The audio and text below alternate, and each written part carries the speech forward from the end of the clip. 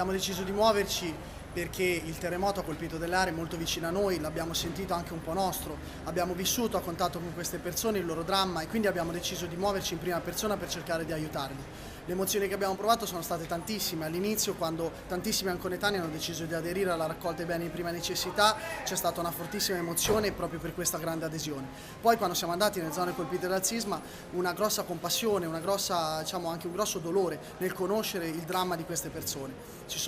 Abbiamo conosciuto delle realtà che fanno difficoltà ad arrivare alla fine del mese, che vogliono ricominciare a vivere e non riescono a farlo. Quindi diciamo che è stata una continua emozione che non è mai finita. A Visso abbiamo trovato una situazione nell'area rossa, nella zona rossa, molto complessa in quanto c'erano molti edifici in stato che dovevano essere abbattuti e abbiamo trovato anche un po' di speranza in quanto siamo andati a dare 500 euro raccolti con la vendita delle magliette all'Albero del Pane di Visso, che è un'azienda che è riuscita a ripartire, che ha aperto un proprio punto vendita proprio fuori dalla zona rossa di Visso e ha molta speranza per il futuro. Ho voluto anche partecipare non solo perché facendo parte di questa organizzazione, ma proprio per un senso di appartenenza a questi posti.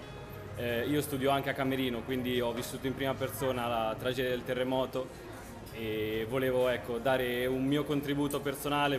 a queste persone che purtroppo si sono ritrovate da un momento all'altro senza più niente.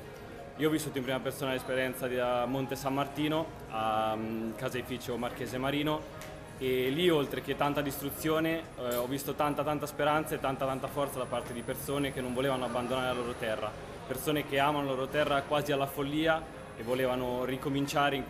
dove sono nati. Ho visto persone che hanno perso prima una casa, poi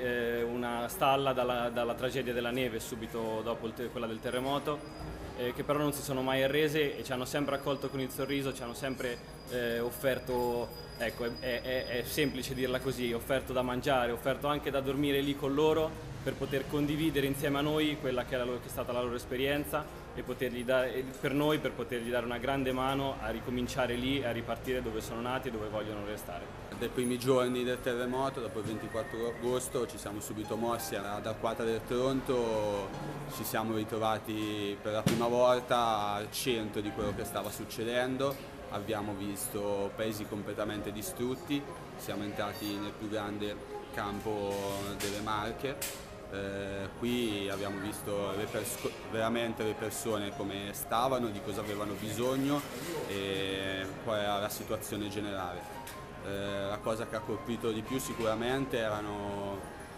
i signori anziani che giocavano a calcio, i bambini che giocavano a calcio, ma le richieste più particolari di come alcuni beni che a noi sembrano scontati o anche non poter recuperare determinati beni. Una ragazza ci aveva chiesto De Vincenzo per fare al funerale al padre, era una delle cose che aveva più colpito